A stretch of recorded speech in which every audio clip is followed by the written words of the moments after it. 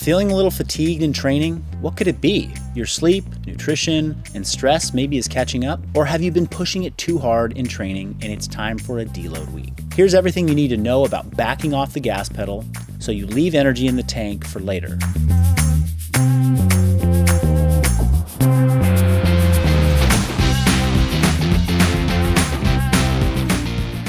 What is a deload week? Well, first let's start by defining progressive overload. This is the systematic approach to pushing your training in some measurable way each week beyond what you did in the previous week. This can be in the form of increased volume or intensity. Now, a deload is defined as a purposeful break from progressive overload. This can be a couple of days or a couple of weeks where we reduce our training intensity and or volume. We do this to allow our bodies a chance to heal. Let our recovery systems do their job. This is a time for the nervous system to recover, our joints and muscles to feel better, and for our drive to train to reignite and to feel better. We all require a deload at some point if we are pushing progressive overload principles. It doesn't always happen on the same schedule for different people, or even for the same person. You might need one every 6 weeks, and then randomly you need one every 4 weeks because life got crazy. Training is not the same as movement or simple exercises. Exercising and moving is more about burning calories and offsetting how much you consume from food and how much you expend in a day. Training, on the other hand, is a system of principles. We take those principles to the gym with the goal of challenging our physiology to change and adapt. You should move every single day of your life. Be less stagnant, sit less, and refuse to follow the sedentary lifestyle that is so pervasive in our culture.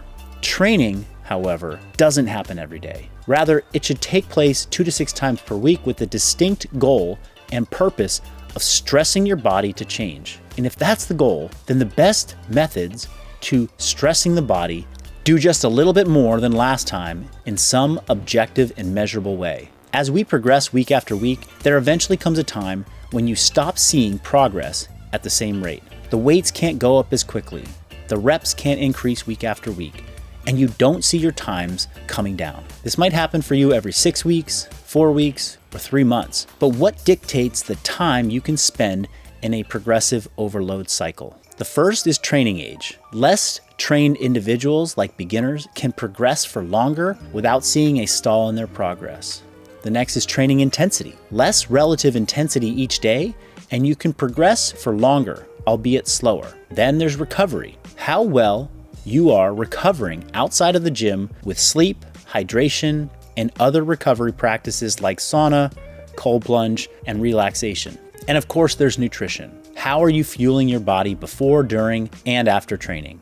You can train with more intensity, but you will need to nourish and recover better in order to avoid a quick runway to your next plateau. You will reach a limit. Even the most optimized recovery and nutrition practices with enough progressive overload will eventually result in a plateau. Just think of it this way. You can't keep adding 5 pounds to the bar forever. So do you really need a deload? You might then say, but if I just keep my intensity down and eat well and recover well, then I'll never hit the plateau state. You might be right. But then you also won't be making measurable progress. You'll just be maintaining, which is another way of saying you are going to slowly decline with age-related muscle loss. So plateaus should not be avoided. They should be welcomed. They are a sign that you are growing, getting better, and pushing your intensity recovery balance threshold. We call this overreaching, and it is essential as part of the training process to get your best results. You shouldn't shy away from it, but simply know the signs of when you're starting to hit this zone. Because just on the other side of overreaching is something called overtraining, and the recovery from that phase is a lot harder. When we hit the overreaching phase, in an effort to see the best results, we can hang here for a week or 2 before we need to reset. The term we use for resetting is called a deload. Signs that it's time for a deload week: increased soreness, pain, or fatigue, nagging injuries creeping up, insomnia or trouble sleeping well, appetite swings and cravings, and decreased motivation and feelings of burnout. After every 2 6-week training cycles in Persist, we have something called a bridge week. And this is a deload before the next training block starts. But what if you just started Persist and your fire is lit and you're ready to go? Ideally, you learn about yourself and how to train inside Persist to get these weeks to line up with each and every training cycle.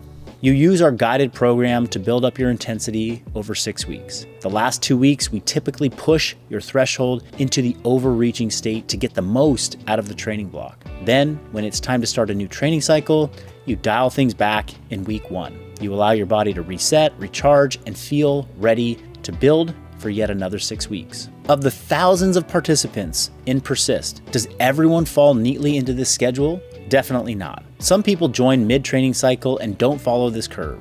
Others get overly ambitious and push it very hard in the first 2 weeks of the training cycle, finding that week 4 or week 5, they start to get tapped out.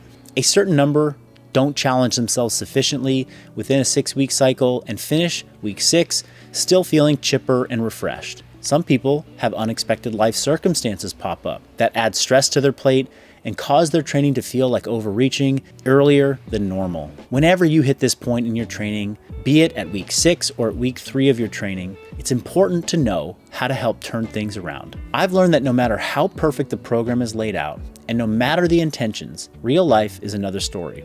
It's always possible for a client to attack it in a different way and push too hard when we're supposed to be taking it easier, or take it too easy on a week we're supposed to be pushing it hard. Furthermore, how a client feels in a given week may not align with what we are looking to do. Someone might be underslept in week 6 and is in no condition to try and hit a PR. Despite the programming being set up for you in a way to foster great progressive overload with periodic deloads, the client will need to auto-regulate in order to avoid overreaching or taking it too easy. Auto-regulation means adjusting training variables based on how you feel day to day. This is a result of training-induced fitness and fatigue, together with all the other stressors in your life, including sleep, poor nutrition, work and family pressures, and much more. Becoming a thinking athlete is something we believe in deeply at FBB. Knowing why you're doing what you're doing is key to getting the best results. Part of this knowledge is understanding how our program is built, laid out week to week, and the theoretical progression of the training. Over time, with more knowledge, you'll ideally be able to auto-regulate yourself more and more to fit nicely into the 6-week progressive overload cycles that we follow. If at any point you aren't fitting perfectly into this timeline, don't worry.